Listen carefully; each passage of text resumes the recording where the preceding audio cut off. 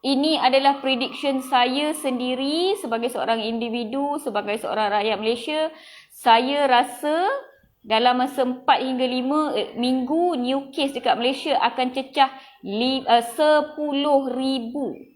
Ya, dan saya nak tahu you all nak gelabah ke tak nak, saya tak faham. Ya, okey, beberapa perkara yang saya nak sentuh dalam sesi live ni ya.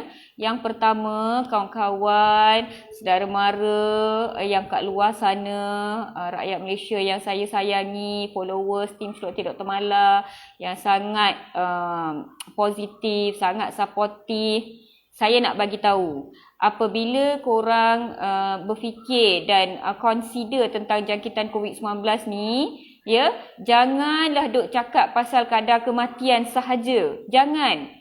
Cuba fikir pasal komplikasi jangkitan COVID-19 tu sendiri. Ramai yang sembuh daripada jangkitan COVID-19. Yang 4 minggu duduk dekat hospital, 8 minggu duduk dekat hospital, 3 bulan duduk kat hospital, discharge keluar. Dia tak masuk dalam mortality rate yang menakutkan kalian. Dia tak masuk dalam cerita yang yang menerukkan statistik Malaysia. Dia sembuh dan keluar, so dia dapatlah hijau kat situ, sembuh. Masalahnya dia sembuh dengan buah pinggang gagal, kena dialisis sepanjang hayat. Dia sembuh dengan paru-paru dah rosak, semput. Sejak daripada dia baik daripada COVID, dia dah tak boleh nak bernafas biasa dah, dia semput.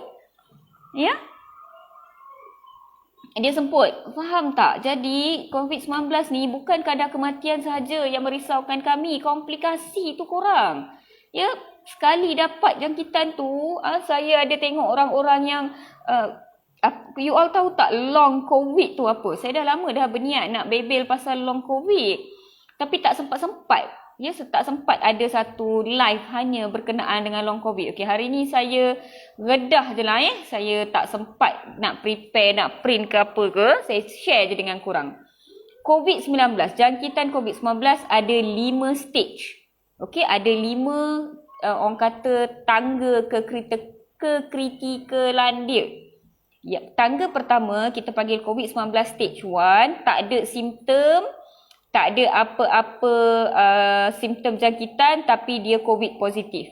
Stage 1 ni biasanya yang close contact ataupun yang kita buat macam mass screening kan. Kita buat screening satu kilang, satu bangunan tu kita check semua orang. Maka tiba-tiba dia positif. Dia memang 10 hari ataupun 14 hari sebelum saringan tak ada simptom langsung. Dia COVID-19 kategori 1. Okey, ni memang tak risau dah sampai habis. Daripada hari pertama dia positif sampai hari ke-14 dia positif.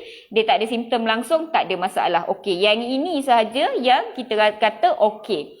Yang ini last saya baca dalam last week, dia dalam 8 hingga 10% lah sebenarnya yang tak ada simptom ni Okey, yang kedua jangkitan COVID-19 kategori 2. Kategori 2 ni dia ada simptom tapi tak ada jangkitan dekat paru-paru. Jangkitan dia macam batuk sesama biasa sahaja So dia COVID positif, dia ada demam, dia ada batuk, dia ada sesama, dia ada sakit tekak, dia ada hilang deria bau, hilang deria rasa, dia ada sakit-sakit badan, dia ada cerit berit ataupun kembung perut ataupun muntah, salah satu ataupun lebih daripada satu ataupun semuanya. Maksudnya dia COVID positif, ada simptom tapi simptom dia sedikit sahaja, tak pergi ke paru-paru.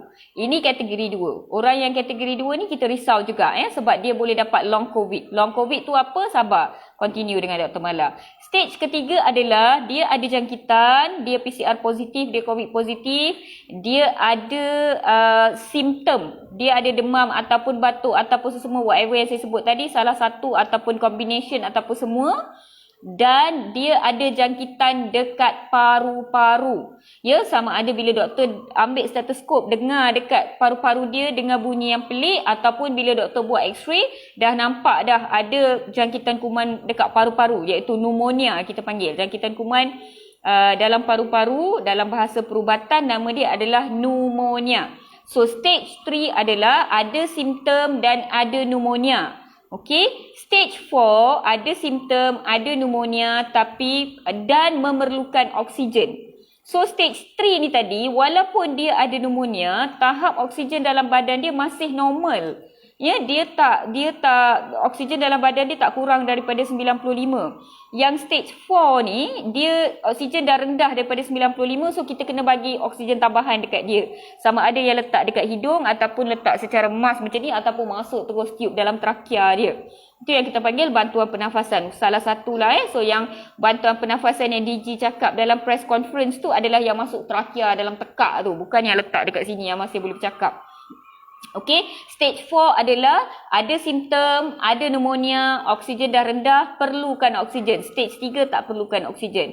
Stage 5, COVID-19 stage 5 adalah apabila seseorang itu ada jangkitan COVID-19, perlukan oksigen dan ada multi-organ failure. Buah pinggang dah rosak, hati, liver dah rosak, jantung dah mula rosak, paru-paru dah rosak, sama ada satu ataupun lebih. Bukan satu lah sebab dia multi organ. So lebih daripada satu organ dah mula failing. Ini yang kita panggil stage 5 COVID-19 infection. Okey, dan yang kita risau adalah orang yang jangkitan kategori 3, 4 dan 5. Sebab kategori 3 ni dia boleh ada simptom paru-paru yang berpanjangan. Ini yang kita panggil long COVID walaupun dia dah keluar daripada jangkitan COVID, dia rasa batuk 6 bulan masih rasa batuk. Ada COVID survivor yang dah 4 bulan 6 bulan pun masih rasa semput, masih rasa penat, tak aktif macam dulu. Deria bau memang dah tak ada dah dekat 6 bulan lebih. Mental trauma, tak boleh nak tidur malam, macam-macam. Pergi Google apa itu long COVID, LONG. Mungkin esok saya berjumpa dengan korang semua untuk kita bersembang lebih detail mengenai long COVID. Okay, so this is COVID-19 infection. Jadi korang lagi sanggup ke dapat jangkitan COVID-19 ni daripada ambil pencegahan? Saya tak faham. Ya, ramai penat dah kita bagi penerangan, penat dah video-video vaksin yang saya ceritakan sampai 3 million views. Share dekat macam-macam tempat. Ada website yang share, ada masuk dalam surat